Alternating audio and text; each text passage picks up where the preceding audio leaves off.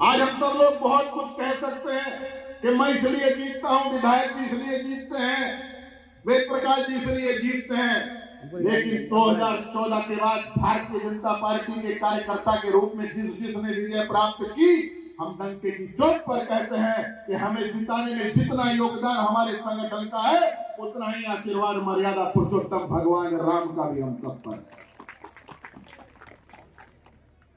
भगवान राम का वंशज होने के नाते, भगवान राम के कुलवंश में जन्म लेने के नाते, जब हम और अभय भाई और वेद प्रकाश जी विधानसभा में खड़े होकर के कुछ बोलते हैं तो इस देश की कुछ बाबर की संतानों को बड़ा अटपटा लगता है।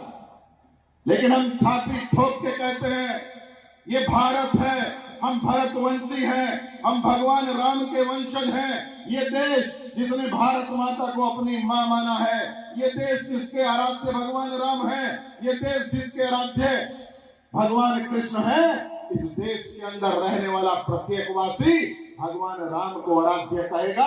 हम बाबर की औलादे नहीं है तो हम बाबर के लोगों के पैर छूने के लिए वोट की मांग करें। हम वोट भी मांगते हैं तो भगवान राम के वंशजों से ही मांगने जाते। मेरा 2017 का चुनाव चल रहा था। वर्तमान में उत्तर प्रदेश सरकार के उप मुख्यमंत्री और उस समय के प्रदेश अध्यक्ष माननीय केशव प्रसाद मौर्य जी की मेरे विधानसभा के चुनाव में सभा लगी थी।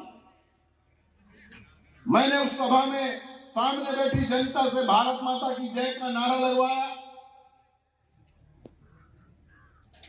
और मैंने ये कहा, भारत माता की जय के नारे की आवाज इतनी तेज होनी चाहिए कि ये आवाज देवबंद से निकले, भारत की सीमा को पार करे और पाकिस्तान में बैठे हुक्मरानों के महलों तक घुसे। तब हम कहेंगे कि भारत में भारत माता की रक्षा करने वालों का राज का उदय हो चुका है। न जाने किस रूप में चुनाव आयोग ने उसको अन्यथा लिया। अगले दिन अखबार में बड़ा बड़ा छपा, भारतीय जनता पार्टी के प्रत्याशी कुंवर ब्रजेश सिंह पर भारत माता की जय का नारा लगाने पर मुकदमा दर्ज हो गया। शायद मेरे विपक्षियों को लगा होगा कि हमारा काम हो गया, लेकिन मैं उस परिवार में जन्मा हूं जिस परिवार के दो लोगों ने भारत की आजादी की लड़ाई में अपने प्राण न्यौछावर कर दिए थे।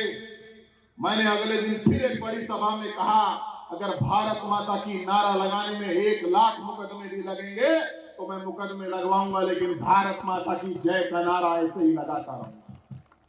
और आज उसी भारत माता की जय के नारे की अलग को